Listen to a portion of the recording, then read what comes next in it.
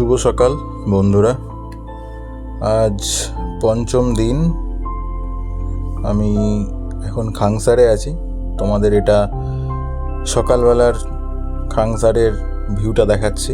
দেখো কতটা সুন্দর, এই সূর্য উঠেছে এদিকে, পুরো মনোরম দৃশ্য, যা ভোলার নয়, অসাধারণ অসাধারণ।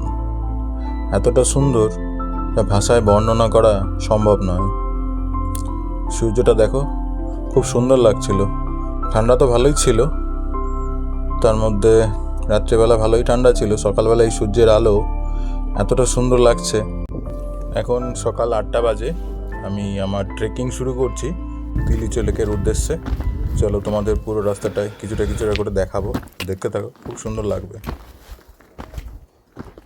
ট্রেকিং শুরু, রোড দেখাতে যেতে যাবো।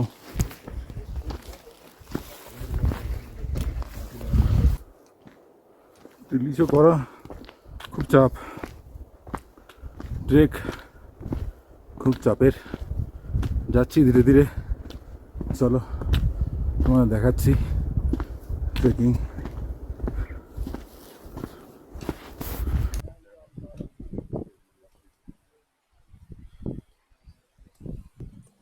তোমাদের একটা জিনিস বলে রাখি, এই বেস ক্যাম্প পৌঁছানোর জন্য খাংসার থেকে টোটাল 9 কিলোমিটার ডিস্টেন্স।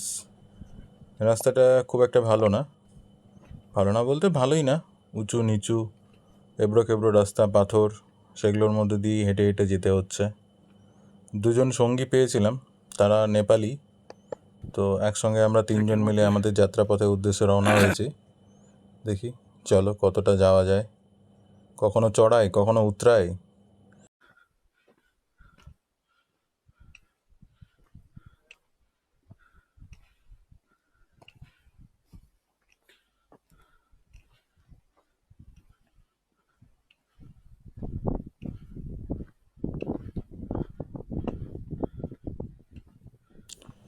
এই জিনিসগুলো তোমরা পাহাড়ে অনেক জায়গাতেই দেখতে পাবে, সিম্বল অফ পিস না সামথিং কিছু টাইপের। এগুলো হাত দিয়ে ঘোরানো যায়, খুব সুন্দর লাগে হাত দিয়ে ঘোরাতে। এর মিনিং খুব একটা আমি জানি না কিছু, বাট খুব ভালো লাগছিল। এই সামনে একটা ছোট্ট মনেস্ট্রি টাইপের কিছু বানিয়ে রেখেছে। এখানে দেখছিলাম নিচের দিকে থাকার জায়গাও আছে, স্টে বলে, বাট এখনও রানিং হয়েছে কি না তা নিয়ে সন্দেহ আছে। এই জায়গাটাতে দাঁড়ালাম, চারিদিকের ভিউটা দেখো কি দারুণ লাগছে। ফ্ল্যাগগুলো তো আর একটা এক্সট্রা মাত্রা জুড়ে দিয়েছে জায়গাটাতে। আর উপরে স্নো ক্যাপ মাউন্টেন, যা দারুণ লাগছে। দূরে দেখো সেই পুরো স্নো মাউন্টেন, এত সুন্দর। এই জায়গাটাতে কিছুক্ষণ দাঁড়াই, এনজয় করি। এই দেখো উপরের মাউন্টেনগুলো দেখো, দারুণ। ওই দেখো দূরে রাস্তাটা, এইসব হেঁটে হেঁটে যাচ্ছে, দেখে মনে হচ্ছে কাছে, কিন্তু খুবই কঠিন। ধীরে ধীরে যাই, চলো একটু একটু করে এগোচ্ছি, আর পেছনের দিকে ফিরে দেখছি কতটা আসলাম আর কতটা আছে। চলো যাওয়া যাক। মাঝখানে মাঝখানে এই যে ফলসগুলো, ঝর্ণাগুলো উপর থেকে নিচে নেমে আসছে, এত সুন্দর লাগছে। জায়গাটার সৌন্দর্যটাই আলাদা। হয়তো বা কষ্টকর ট্রেকিং, বাট বিউটিটা এই কষ্টটাকে ভুলিয়ে দিচ্ছে। অসাধারণ।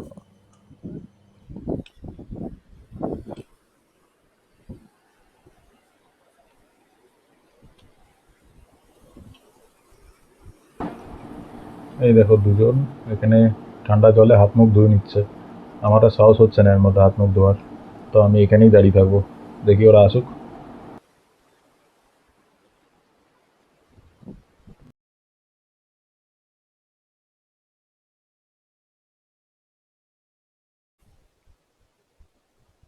এত দূরে উপরে উঠতে হবে, ধীরে ধীরে যাবো।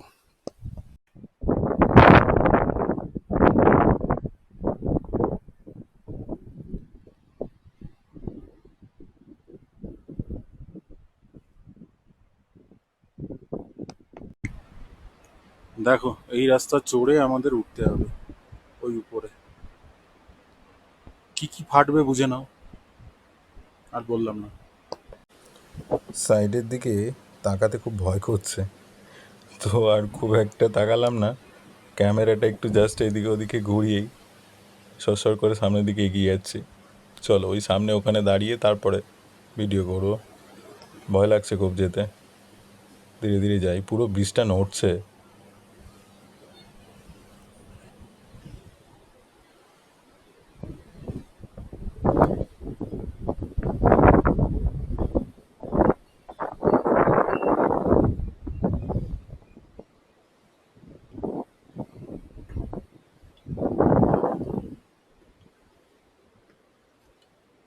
ও,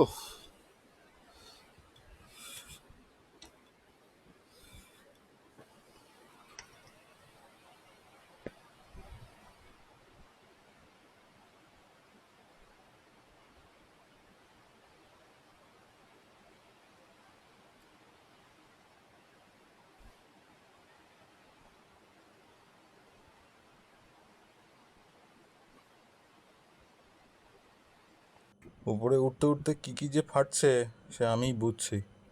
ওই দেখো, ওই নিচ থেকে উঠে এসছে এতটা। এই জায়গাটা দেখো, রাস্তার মাঝখান দিয়ে জল বয়ে যাচ্ছে, ঝর্ণার জল। জলগুলো পুরো ক্রিস্টাল ক্লিয়ার জল। উপর থেকে দেখো পুরো ঝর্ণা নেমে আসছে। দারুণ লাগছিল, দারুণ। এই এই ভিউটাই তো সব, যত কষ্ট সবগুলোকে কোথায় হারিয়ে দিচ্ছে এক নিমিষে বুঝতে পারছি না। এই রাস্তাটাও জীবনের চলার পথের মতো মনে হচ্ছে। যদি পথ খুব সোজা হয় তাহলে পথ চলার আনন্দটা তার পাওয়াটাকে খুব একটা জাস্টিফাই করতে পারে না। বাট যদি পথ চলাটা কষ্টকর হয় তাহলে তার যে স্বাদ, তার যে পরিতৃপ্তি, সেটা আলাদাই হয়। এই জায়গাটা দূরে দেখো, একটা রক ফলিং জোন। রাস্তা জাস্ট একটা মানুষ যাওয়া আসার মতো রাস্তা।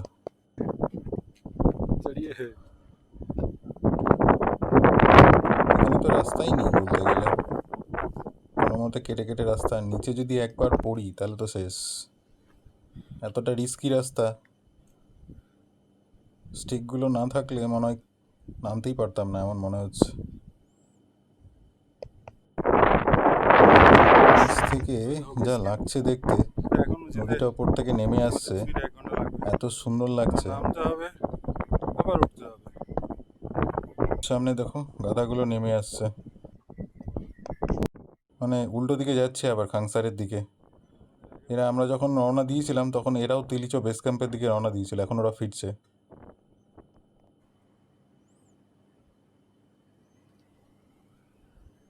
চলো আবার হেঁটে হেঁটে সামনের দিকে এগোই। দেখো দূর থেকে দেখা যাচ্ছে বেস ক্যাম্প। তোমাদের হয়তো ভিডিওটা খুব শর্ট লাগবে, খুব একটা রেকর্ড করিনি, বাট এই বেস ক্যাম্প পৌঁছতেই আমার দুপুর 3টে বেজে গেছিলো, সকাল 8টা থেকে দুপুর 3টে পর্যন্ত। এবার টাইমটা তোমরা ক্যালকুলেট করে নাও কতটা টাইম লাগতে পারে। তো আগে এরকম ট্রেকিং কোনো দিন করিনি বলে খুব টায়ার্ড লাগছিল, তো বেস ক্যাম্প দেখার সাথে সাথে এনার্জিটা আবার ফিরে আসলো।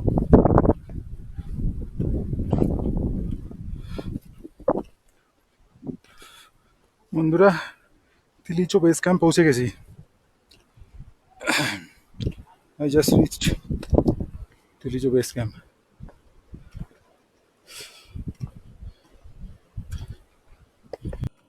এই হোমস্টেতে কথা বললাম, নিউ হোটেল তিলিচো। তো এখানেই পেয়ে গেলাম রুমটা। এই উপর দিকে রাইট হ্যান্ড সাইডের ঘরটা দেখছো, একদম এখানেই পেয়ে গেলাম।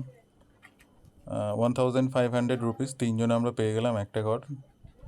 চলো এখন একটু রেস্ট নিয়ে আবার কালকে ডিসিশন নেব। বন্ধুরা, বেরিয়ে পড়েছি পরের দিন তিলিচো লেক যাওয়ার জন্য। এই রাতের তোমাদের কিছু কিছু পিকচার্স দেখাচ্ছি। রাতে 3:30টার সময় বেরিয়েছি, খুব একটা ভিডিও করা হয়নি। রাস্তায় খুব একটা দেখতে পাচ্ছিলাম না, টর্চে এলাই যাচ্ছিলাম। তোমাদের একদম সকালের আর্লি মর্নিংয়ের কিছু গ্লিম্পস দেখাচ্ছি। ওই উপর থেকে হেঁটে হেঁটে এসছি, এখন 5টা বাজে। এখনকার এই সিচুয়েশানটা দেখো, ধীরে ধীরে তোমাদের দেখাবো। খুব টায়ার্ড লাগছে, চলো। অনেকটা হেঁটে আসলাম, হেঁটে আসার পরে প্রায় আজকের যে ডেস্টিনেশন আছে তিলিচো লেক, 6 কিলোমিটার যাওয়া তিলিচো লেক পৌঁছানো আর 6 কিলোমিটার রিটার্ন আসা। তো আমি অ্যাপ্রক্স 4 কিলোমিটার অ্যান্ড 4.5 কিলোমিটার পায়ে হেঁটে এসেছি। তারপরে আর এনার্জি পাচ্ছিলাম না, তখন উপায় না পেয়ে আর একটা আলাদা এক্সপিরিয়েন্স করার জন্য ঘোড়ার পিঠে চেপে বসলাম। চলো এবার ঘোড়ার পিঠে প্রাকৃতিক সৌন্দর্যটা উপভোগ করা যাক। দারুণ লাগছিল, দেখো একদম টপের দিকে পৌঁছে যাচ্ছি ধীরে ধীরে। তো এইটুক আসতে ঘোড়ায় 3,000 টাকা নেপালি নিল। তো অ্যাপ্রক্সিমেটলি হিসাব করে রাখো 2,000 টাকার কাছাকাছি 2 কিলোমিটার আসার জন্য। বাট এই রাস্তাটাই কিন্তু খুব টাফ ছিল। সো একটা ওয়াইজ ডিসিশন নেওয়াটা ঠিকই ছিল যে একটু ঘোড়ার পিঠে চড়া, একটু এক্সপিরিয়েন্সও হলো। পাহাড়ে আসবো আর ঘোড়ার পিঠে চড়বো না, সেটা হয়? খুব মজা লাগছিল ঘোড়ার পিঠে চড়া। একবার তো চড়ে ধপাস করে পড়েও গেলাম, দিয়ে আবার উঠলাম, উঠে আবার সেই ঘোড়ার পিঠেই চলতে শুরু করলাম বাকিটা। নেপালি যারা গাইড হয় বা যারা এই ঘোড়া রাইড করতে হেল্প করে তারা খুব ভালো হয়, খুবই। তো আমার এই যে গাইড ছিল, যে ঘোড়াটা নিয়ে যাচ্ছিল, সে খুবই ভালো ছিল, ডেসক্রিপশন দিতে দিতে যাচ্ছিল। শেষ পর্যন্ত তিলিচো লেক পৌঁছেই গেলাম। এই যে দেখো তিলিচো লেক। তোমাদের আরও ছবি কিছু ভিডিও দেখাচ্ছি, তোমরা জায়গাটাকে এনজয় করো। আর তার ফাঁকে আমি একটু কফি খেয়ে নিই, তাহলে একটু শরীরে আরাম পাবো। তিলিচো লেক নেপালের একটা one of the highest lake, তার মধ্যেই পড়ে। এর উচ্চতা হচ্ছে 4,919 মিটার, মানে হচ্ছে অ্যাপ্রক্সিমেটলি 16,100 ফিট। তো এটা অনেকটাই উপরে আছে, অন্নপূর্ণা রেঞ্জের মধ্যে পড়ে। আর এটার 4 কিলোমিটার মতো লেন্থ আর 1.2 মিটার পর্যন্ত ওয়াইড আছে। হিন্দুরা এই জায়গাটাকে পবিত্র বলেই মনে করে। আর আমাদের রামায়ণে এর একটা উল্লেখ রয়েছে, যেটা বলা হয় প্রাচীন ঋষি কাকবাসুদেব রামায়ণের যে গল্পটা, পুরো রামায়ণটা পাখিদের যে রাজা গরুকে সেটা পুরো শুনিয়েছিল বা বলেছিল। এটার একটা কথা প্রচলন আছে। আর এই তিলিচো রুটের যে ট্রেকিংটা, সেটা মানাং থেকে পুরোটা একদম জমসম পর্যন্ত হয়। তো এর মাঝখানে তিলিচোটা খুব পপুলার হচ্ছে ধীরে ধীরে এই জায়গাটা।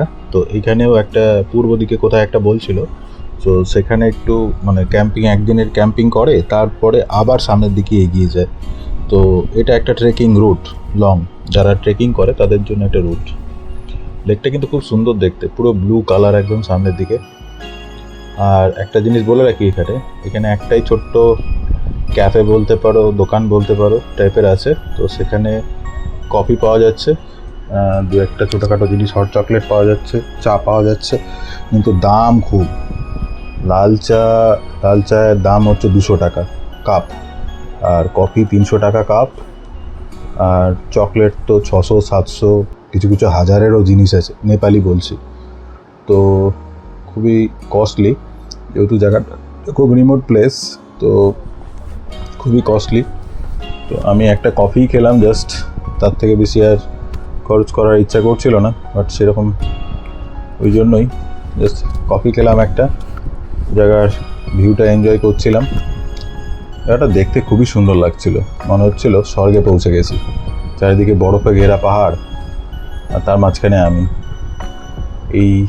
এই ভিউটা দেখার জন্যই তো এতটা কষ্ট করে এখানে এসে পৌঁছেছি। 6 নম্বর দিনে আজ কলকাতা থেকে আমি তিলিচো লেকে এসে পৌঁছে গেছি। এটা আমার একটা লাইফে অ্যাচিভমেন্ট বলতে পারো। তো এতটা হাইট ট্রেকিং করে আসা এই জীবনে আমার প্রথমবার। এটাই আমার সারা জীবনের স্মৃতি হয়ে রয়ে যাবে। তোমরা দেখো একটু, ভিউটা ভালো লাগবে। অক্টোবর মাসে এইখানে, মানে এই সময়, এই যে টেম্পারেচার এখানকার, এখন চলছে -6 or -7, মানে অবস্থা পুরো কাহিল আমার। ফুল 3-4টে জ্যাকেট পরে আছি, উপরে রেনকোটও পরে নিয়েছি। মুখে ওই যে বাইকের কভার হয় নাক ঢাকার, সেটা অ্যাটলিস্ট 2টো পরে আছে, তাও ঠান্ডা লাগছে, এতটাই ঠান্ডা।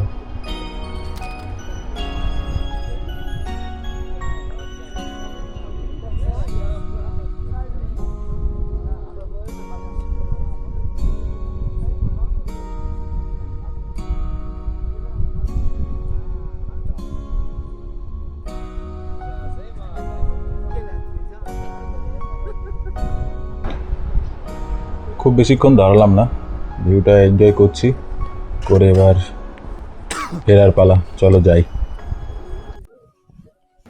আজ তোমাদের এই পাহাড়ের ভিউ দেখাতে দেখাতে একটা গল্প শোনাই, একটু মন দিয়ে শোনো, খুব ভালো লাগবে। আমরা অনেক কিছুই ভয় পাই লাইফে করার জন্য, বাট সেখান থেকে বেরিয়ে আসার জন্য আমাদের জাস্ট মনের সাহসের দরকার। তারই একটা ছোট্ট গল্প তোমাদের শোনাচ্ছি। নেপালেরই গল্প, নেপালের হিমালয়ের দুর্গম তুষারাবৃত এলাকা। সেখানেই একটা জ্ঞানেশ্বর নামে একটা ছোট্ট গ্রাম ছিল, আর সেই গ্রামেরই একটা মেয়ে ছিল, তার নাম ছিল পেমা। সে শেরপা মেয়ে ছিল, এবং সে ফেমাস হয়েছিল কিভাবে, এবং পাহাড়ের সঙ্গে যে তার একটা ডিপলি রিলেশন ছিল, সেটা তারই গল্প এটা। যখন পেমা ছোট ছিল, তখন সে ছোটোবেলায় এই পাহাড়ের সিঙ্গের দিকে, অন্নপূর্ণ পাহাড়ের দিকে তাকিয়ে মনে মনে ভাবতো কবে সেই স্বপ্ন নিয়ে পাহাড়ের চূড়ায় উঠবে, সেখানে পাহাড়কে জয় করবে। তারই একটা ইচ্ছা ছিল। প্রেমার এই গ্রামটি মানে হঠাৎ করে এক সময় একটা সিজনে এতটা বেশি বরফ হয় যে যত ওদের চাষাবাদের জমি ছিল বা ওদের জীবন জীবিকার জন্য যেগুলো ওদের করতে হতো রেগুলার, তার পুরোপুরিটাই প্রায় একটা হুমকির মুখে পড়ে যায়। তো তাদের এই পরিস্থিতি থেকে বাঁচানোর জন্য পেমা তখন সেই মেয়ে তখন একটা ডিসিশান নেয় যে তার একটা কিছু করা উচিত। সে ভাবতে থাকে যে এই পর্বতের মধ্যে কোথাও হয়তো এমন একটা ঘাসের বর্ণভূমি আছে বা তৃণভূমি আছে, যেটা তাদের এই পুরো যত লোক আছে বা তাদের গ্রামবাসীর জন্য এবং তাদের সেই গবাদি পশুর জন্য একটা আশ্রয়স্থল, প্রপার আশ্রয়স্থল সে খুঁজে পাবে। সেই ভাবনা চিন্তা নিয়েই পেমা তার একটা খুব পছন্দের পছন্দের একটা ইয়াক ছিল, সেটার নাম হচ্ছে নিমা। তাকে নিয়ে সে সেই তুষারাবৃত ঝড়ের মধ্যে, সেই একটা ভার্স্ট ওয়েদারের মধ্যে এগোতে শুরু করে, এবং সে তার দৃঢ় সংকল্পকে সাহস করে জুগিয়ে সামনের দিকে এগিয়ে যেতে থাকে। যাত্রাটা ধীরে ধীরে বিপজ্জনক হতে থাকে। তার চারিপাশে ঠান্ডা বাতাস বইছিল এবং চারিদিকে ঘন তুষারের চাদরে চারিদিকটা প্রায় ঢেকে গিয়েছিল। প্রায় দেখা কিছুই যাচ্ছিল না। এবং পর্বতের সম্বন্ধে পেমার একটা ছোটোবেলা থেকেই জ্ঞান ছিল বা এক্সপেরিয়েন্স ছিল, যেটা শেরপাদের বংশ পরম্পরায় চলে আসে। তো সেটাকে সে কাজে লাগিয়ে সামনের দিকে এগিয়ে যাচ্ছিল। যতই বিপজ্জনক রাস্তা থাক, সে সামনের দিকে এগিয়ে যাচ্ছিল। এরকম কয়েকদিন ধরে যাত্রা করতেই থাকে। করতে করতে একটা পেমা একটা হিডেন প্লেস, লুকোনো একটা জায়গা, উপত্যকা যেটাকে বলে, সেটাতে হোঁচট খেয়ে পড়ে যায়। হয়তো রাস্তা দিয়ে যাচ্ছিল, সেখান দিয়ে গিয়ে হঠাৎ করে একটা জায়গায় পড়ে যায়। এবং তখন সে জায়গাটাকে ভালো মতো দেখতে থাকে, যে দেখে জায়গাটা চারিদিক দিয়ে পাহাড় দিয়ে সুরক্ষিত, এবং মাঝখানে একটা সুন্দর ঘাসওয়ালা একটা জায়গা আছে। পুরো একটা গ্রাসল্যান্ড যেটাকে বলা হয়, সুরক্ষিত জায়গা সেটা আছে, এবং চারিদিকে ঘাস জমে একদম চমৎকার জায়গা। এবং সেই জায়গাটা তাদের সেই গবাদি পশুদের জন্য খাবারের পারফেক্ট জায়গা হবে। তো সেটা দেখে সে আর এত খুশি হয়, আনন্দে লাফাতে শুরু করে, এবং সে তার যে লক্ষ্য নিয়ে বেরিয়েছিল সে সেটা খুঁজে পায়। তারপরে সে আবার সেখান থেকে ধীরে ধীরে তার সেই যে গ্রাম যেখানে ছিল সেখানে গিয়ে পৌঁছয়, এবং সেখানকার লোকদের বলে এবং তাদের সেই জায়গাটা সম্পর্কে জানায়, এবং তাদের মধ্যে দিয়েই কিছু লোককে নিয়ে সে আবার সেই জায়গার দিকে রওনা দেয়। এবং সেখানে গিয়ে ধীরে ধীরে তাদের যে গ্রাম, সেই গ্রামের লোকজন, গবাদি পশু সবাইকে সেই জায়গায় নিয়ে যায়, এবং তার সেই জায়গায় যাওয়ার জন্য তাদের যে একটা গ্রামের একটা পরিবার, পুরো একটা গ্রাম, তাদের খুবই উপকার হয়, এবং তাদের আর এই সব পাহাড়ি তুষারপাতের মধ্যে পড়তে হয় না, এবং তাদেরও স্বাভাবিক জীবন খুব সচ্ছল হয়। তো এটাই গল্প। এখান থেকে আমরা যে বুঝতে পারি জিনিসটা, আমরা যদি খুব চ্যালেঞ্জের মুখোমুখি হই এবং সেই চ্যালেঞ্জকে অতিক্রম করার জন্য আমাদের মনে যে সাহস থাকে, তাহলে আমরা অনেকটাই সামনের দিকে এগিয়ে যাব। সেটাই এই পেমা নামের পাহাড়ি মেয়ে সেটা সফল করে দেখিয়েছে। তোমাদের এই গল্পটা বলার কারণই হচ্ছে যে পাহাড়ি যারা লোক হয় তাদের মধ্যে এই জন্মান্তর ধরে বা বংশ পরম্পরায় ধরে তাদের মধ্যে একটা সাহস, পাহাড়ি মনোভাব, পাহাড়ির যে একটা দুর্গম পরিবেশ সেখানে নিজেকে টিকিয়ে রাখা এবং নিজের প্রতি যে একটা কর্তব্য, নিজের গ্রামের প্রতি যে কর্তব্য, নিজের একটা সাহসিকতার একটা পরিচয় দেওয়া, সেটা একটা অসাধারণ। সেটারই একটা গল্প তোমাদের শোনালাম। কেমন লাগলো বলো। আবার সেই ঘোড়ার পিঠে চড়ে কিছুটা রাস্তা আসার পরে 1-1.5 কিলোমিটার আসলাম, সেই 1-1.5 টাকা নিল। তারপরে আবার এই যে সকালে তোমাদের যে রাত্রিবেলা যে ভিউটা দেখিয়েছিলাম সেই জায়গাটা আর একবার দেখাচ্ছি। দেখো সকালবেলা কতটা সুন্দর লাগছে।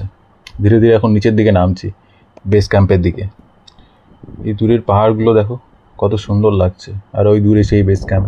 এখন ওখানেই যাব। রাতে এই জায়গাগুলোর ভিডিও করতে পারিনি, তাই তোমাদের এখন দেখাচ্ছি।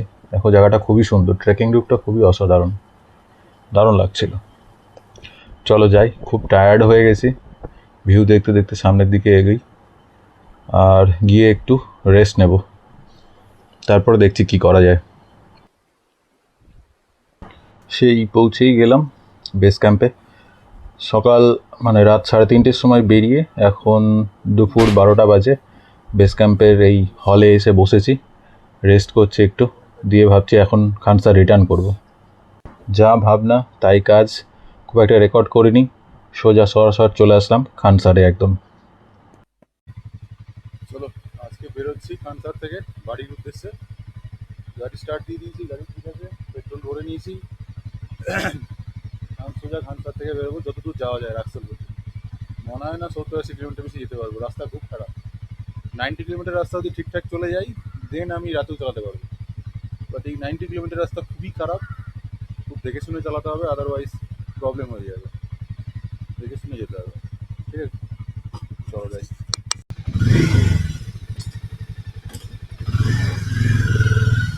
चलते फिर आएंगे। हाँ চলো যাওয়া যাক। খানসার থেকে বেরিয়ে গেলাম, আর কোনো উদ্দেশ্য নেই, সোজা বাড়ি।